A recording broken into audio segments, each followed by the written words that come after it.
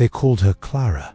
She was 5 years old when she began to speak in voices that did not belong to her. The villagers of St. Aramora Place, lost somewhere between the whispering hills of 1890s Bavaria and the ink-splotched pages of forgotten archives, remembered her first episode with a kind of hushed awe, the way one remembers the wind before a storm. Clara had been quiet until then, a child of silk ribbons and ash-blonde curls, raised on boiled porridge and bedtime hymns. Her mother, Elizabeth Weber, kept a clean home, scrubbed of sin and shadow, and her father, Klaus, was a clockmaker whose eyes rarely left the tiny brass gears that ticked their way through time like obedient ghosts. But Clara's first words in the voice were not sweet. They were blood-choked. They came in the middle of supper, a spoon still dangling from her small, trembling hand. She had stared into a bowl and whispered, "They buried me in the wall." Her voice was not her own. It was graveled, adult, as though someone else's throat had learned how to use hers. Her mother dropped the spoon. Her father stood so quickly, his chair fell backward. "What did you say?" he asked, but Clara did not look up. She was gone behind her eyes, as if watching something far away, something beneath the floorboards of memory. Word spread quickly, as it does in small towns with too much quiet and too many ears.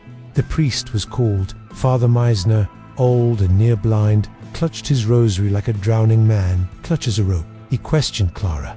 She didn't blink. She recited details: a long staircase, a green curtain, a chipped porcelain doll missing an arm, a scream in the dark. She said her name had been Anna. She said she had been 12. She said a man had held her down. His breath smelled like cloves and old cheese. The priest, pale with horror, ordered prayers and sprinkled holy water. But Clara only laughed, a dry, terrible laugh from the mouth of a child who should have been chasing butterflies. "He visits me at night," she said. "He touches my feet to see if I'm awake." Her mother fainted. Her father turned to the bottle. And so began the haunting. In the months that followed, Clara became a mystery wrapped in a tragedy. She spoke of places she had never been, described hallways in neighboring towns with painful accuracy, even drew a crude map of a cottage by the river, a cottage that, it turned out, had burned down 30 years prior, taking with it a girl named Anna Rothschild. The records were scarce. The local magistrate at the time had dismissed it as a runaway case until the fire made it impossible to pretend. But no one had found a body, only scorched bricks and a scent that clung to the ground like old perfume. Clara knew things she could not know. She sang lullabies that hadn't been sung in decades. She asked for food no longer made. She panicked when she saw the moon through the attic window, screaming that he was coming, that he never forgives. The doctors came, 3 from Munich, 1 from Berlin. They prodded her with theories and diagnosed her with hysteria, called it childhood fantasy, perhaps a product of overheard gossip or a craving for attention. But none of them could explain the scratches that appeared on her arms overnight, or the smell-sweet cloying of smoke that sometimes filled the room when she wept. Her mother stopped sleeping. Her father stopped speaking. The town began to treat the Weebers like lepers from another century. Strangers crossed the street. The butcher gave them spoiled meat. Even the school refused to take Clara. "She unsettles the others," said the headmistress. She whispers to herself and stares at corners. By the time she was 6, Clara had stopped referring to herself as Clara. She demanded to be called Anna. She no longer recognized her reflection.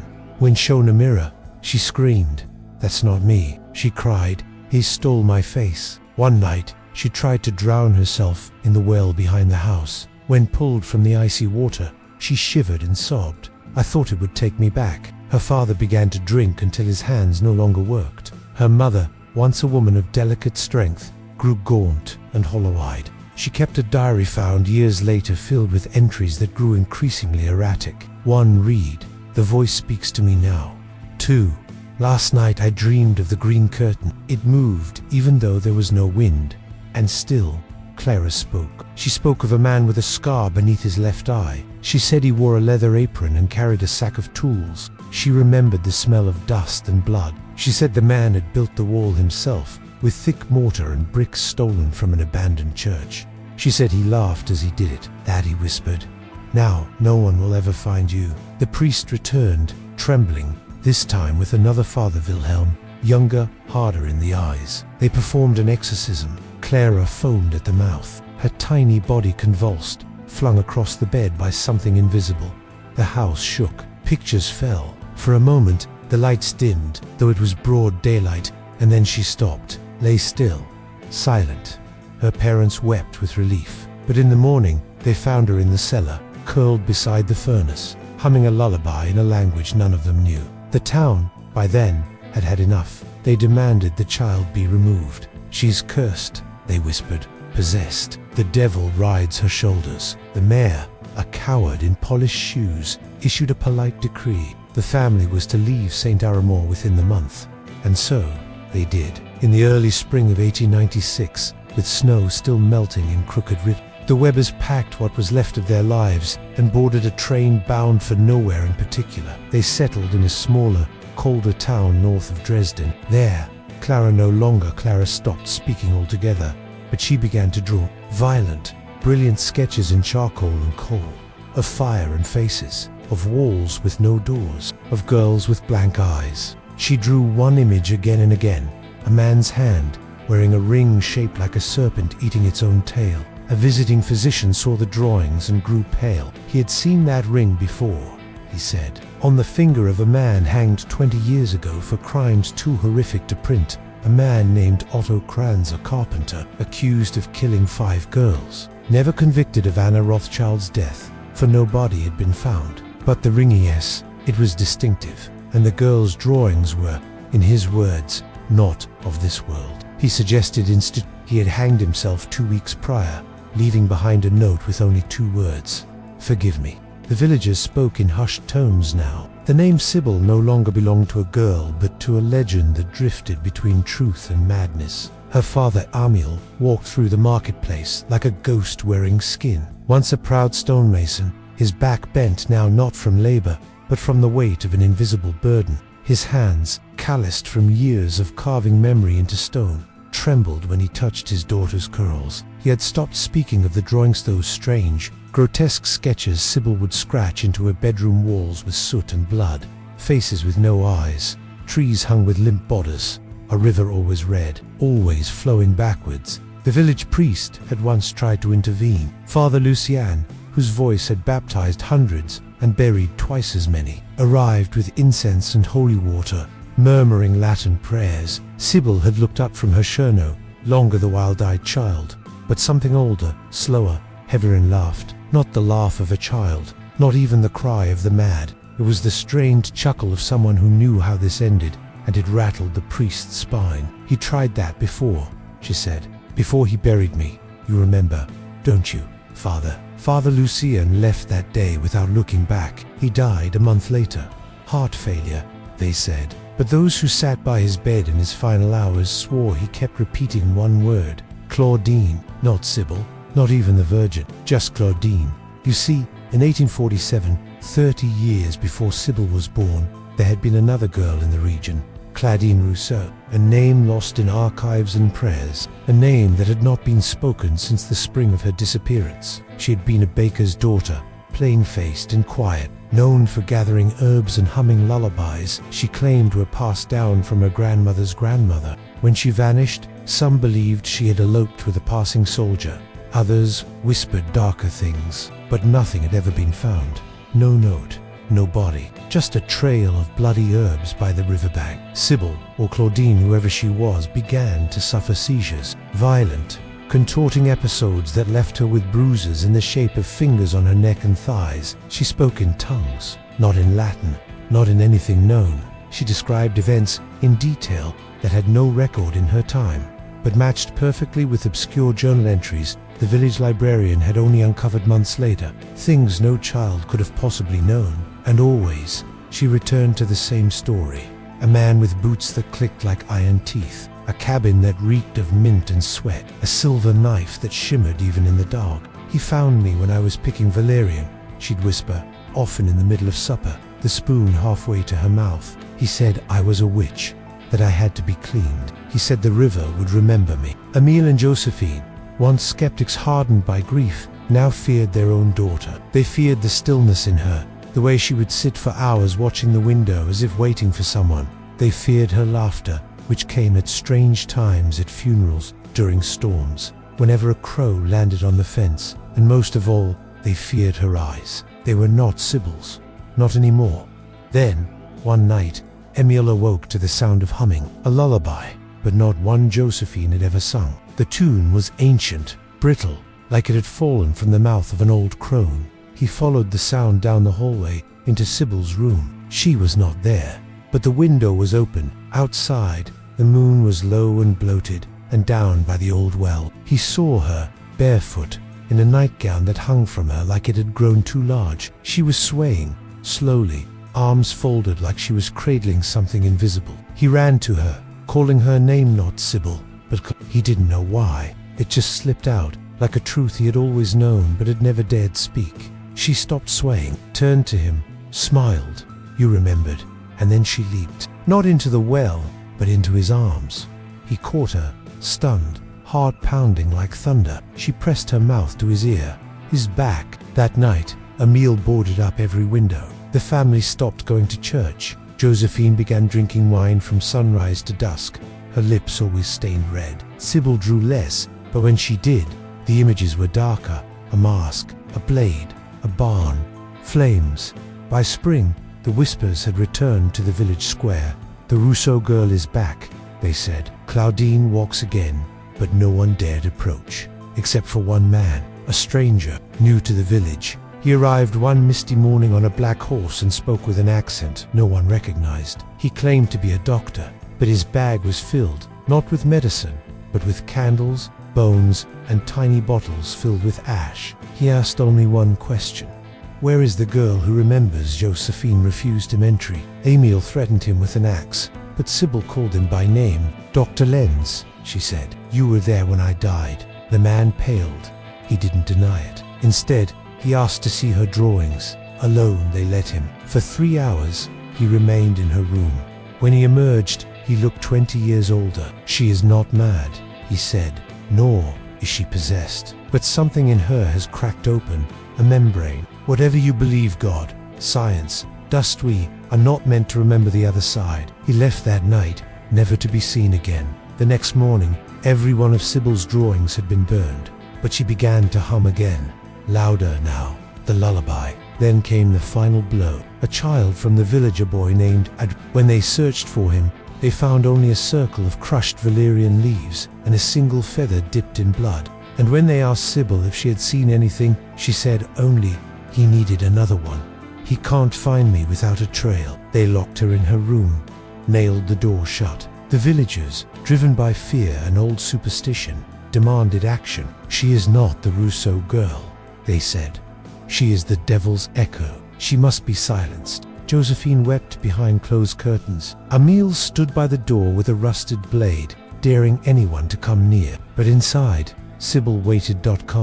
.com/patient, like a flame that knows it has fuel. And when the moon turned red once again, the door creaked open. Not from outside, but from within. She was no longer a girl. She was memory incarnate. They brought her to the cellar, not the child, but the memory so vividly described, so grotesquely detailed, that even men hardened by war turned their eyes away when little Emily whispered what she remembered of dying. The family, once proud and rational in their Calvinist upbringing, began to shatter under the weight of such eerie clarity. Every corner of the house seemed now drenched in her words, soaked with a death that never should have belonged to her. The doctor, once so sure this was merely a fever of the mind, now refused to visit her alone. He wrote in his journal, "The girl's eyes do not belong to her. I feel, when she speaks, as though I am the intruder. I leave shaken, as though I have glimpsed something the soul was not meant to endure." By spring, her father no longer called her Emily. He would forget and slip. "Clara, would you then freeze?" As if a ghost had answered. Her mother, thinner now, with hair graying too soon, began sitting outside the child's door at night, whispering apologies to someone long dead. But to whom? The daughter, or the stranger that had taken up residence within her? Then came the drawings, crude, scratched out with charcoal and chalk stolen from the schoolhouse. Faces, rooms, a knife, always the same knife, long and thin, with a serpent etched into the hilt. It was his gift, she said once. While drawing, he said it would only hurt for a minute. Who he was, she never said. But every time she spoke of him, the light in the room seemed to darken. The birds outside fell silent, and her voice dropped an octave into something that didn't belong in a child's throat. They sent for the preacher, not the town's young vicar, but the old man Father Hezekiah, who had once been accused of witchcraft himself in the forgotten hills of Maine.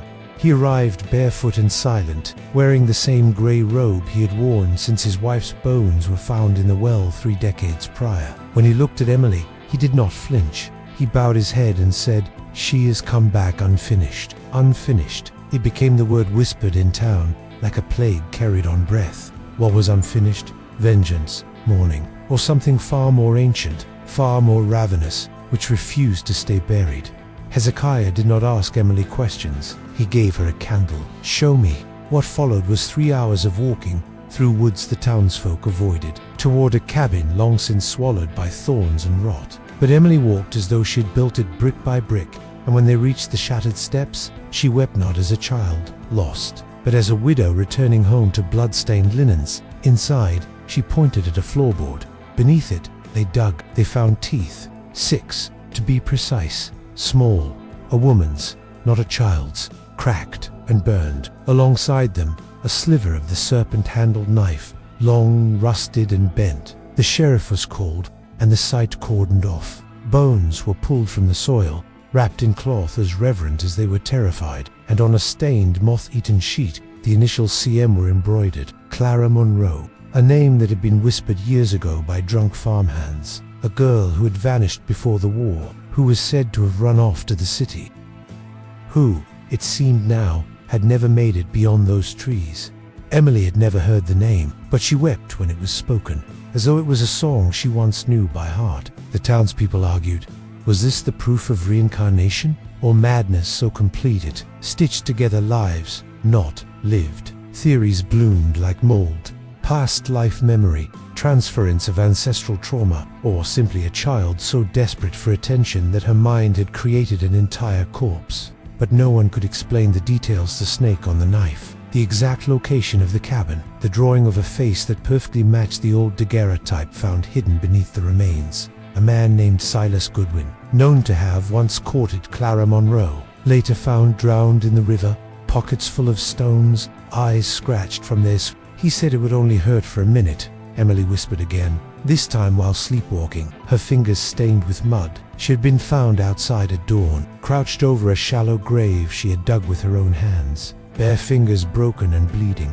Hezekiah warned them that it was not over. You do not simply remember pain, you inherit its longing. Something inside her still needs to end it properly. The family was forbidden to speak of it to the papers, but word leaked. A journalist came from Boston, one Henry Atwater, skeptic by profession, but once debunked for sport. He interviewed Emily, and in his article called her a brilliant little actress with a talent for morbid invention. The day it was published, he was found outside the inn with bite marks across his arms. She followed me, he told the nurse, and her eyes were black, just black. He died 2 nights later from fever and blood poisoning. No animal had been identified. Emily stopped speaking soon after. Not mute, no. That would have been easier. She spoke in tongues, sometimes German, sometimes Latin, sometimes a dialect no one could place. And always, it was only during storms. He waits in the lightning, she once said, pointing to the hill where Clara was buried. Then she started asking to go back. To where? Her mother asked, voice thin and trembling. To the last night. The real one, the one that was unfinished. She stopped eating. She stopped blinking. When people walked past her room, they said she would be standing in the corner, facing the wall, whispering to herself one word over and over again. Again, again, again. They thought to send her away. An asylum, perhaps. Somewhere clean, clinical, where childhood was measured in charts and pills. But when they attempted to move her, the driver's horses reared and refused to go near the house. The asylum staff sent 2 men on foot, and both returned the next day bruised and silent, refusing to speak of what had happened between the orchard and the cellar door. Then, one night, the preacher returned.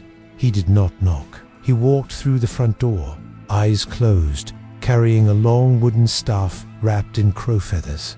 He said only, "It is the night. She has chosen it." The family followed in silence, to the cabin, to the earth that still remembered, to the wound that had never healed. Emily led them. and as the thunder broke above them and the moon blinked behind the clouds, she pointed to the well and said, "This is where the truth ends." And then she jumped. They screamed, of course, but by the time they reached the edge, the water below was still. No splash, no scream, no ripples, just darkness. They pulled up the rope. It came up dry. They lowered the lantern. There was no child, but there was a voice rising like steam from the stone. "It only hurts for a minute."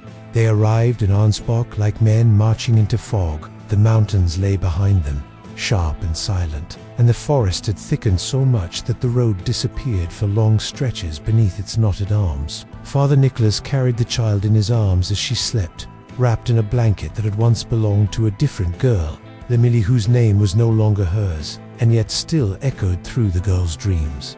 Dr. Kubler walked beside them, eyes darkened by the enormity of what he had begun to believe. If this was madness, then it was a madness more precise than memory, more surgical than science. If this was possession, then the devil had learned to mimic trauma with terrifying accuracy. The village lay sunken between hills, older than even the locals could remember. The air smelled of iron and wet stone, and the people there watched them with quiet suspicion. They asked for the mine-walled house, and the silence that followed was a confirmation of every fear.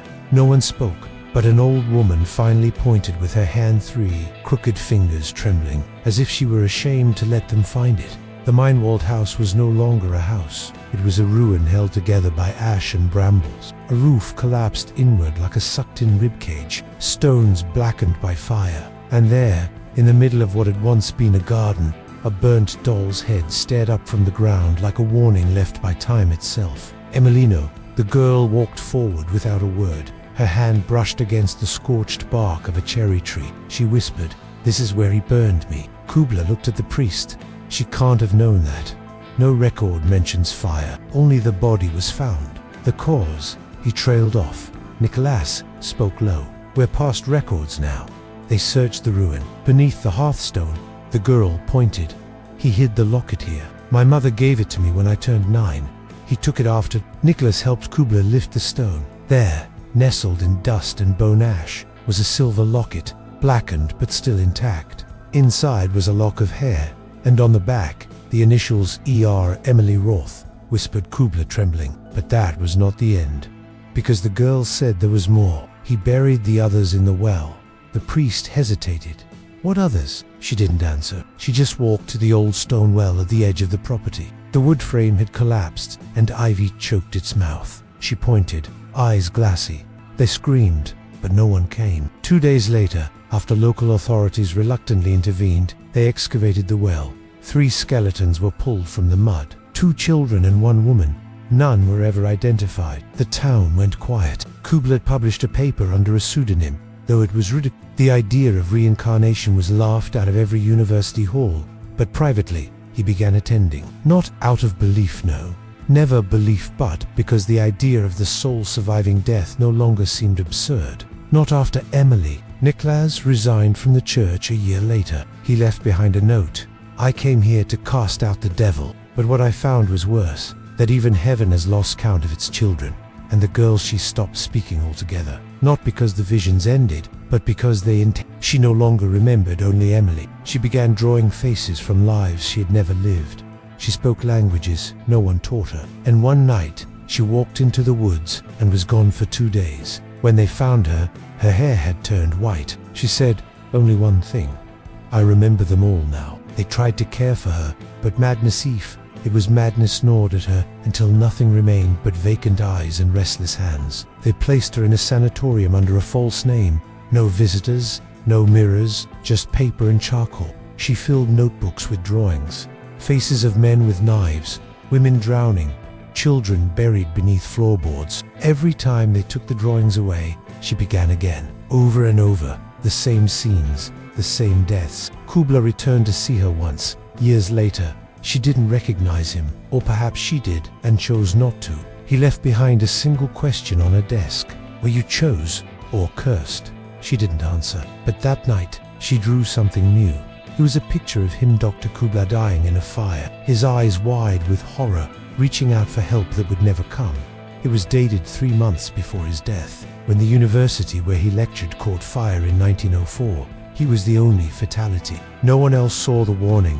Nicolas too died strangely. His body was found in a chapel in Lyon, Franstrenlad, with his own rosary, an expression of peace frozen on his face. The girl had drawn it a year earlier. They say the drawing stopped only when she turned 21. On that day, she wrote a single line across an entire wall in her room. I was the murdered, then I was the murderer, and now I am only the witness. That night, she cut her wrists in silence and died before dawn. They buried her under a fake name, but her gravestone has since become something of a legend. Visitors come from across Europe to see it, because one knows who replaces the flowers on her grave every single day. Always white hemlock, a poisonous bloom once used in ancient rites to induce visions, a flower of memory, of forgetting, and of death. No one knows if the girl was truly Emily reborn. No one knows how she knew the things she did, or how her drawings foretold deaths that hadn't yet occurred. But in quiet corners of psychology and theology, her case lives on, not as proof, not as doctrine, but as a whisper beneath the surface of science and faith, a whisper that says, maybe death is not an ending. Maybe justice waits beyond the veil. And maybe, just maybe, those who are murdered don't forget. Maybe they return, not for revenge, but simply to be heard.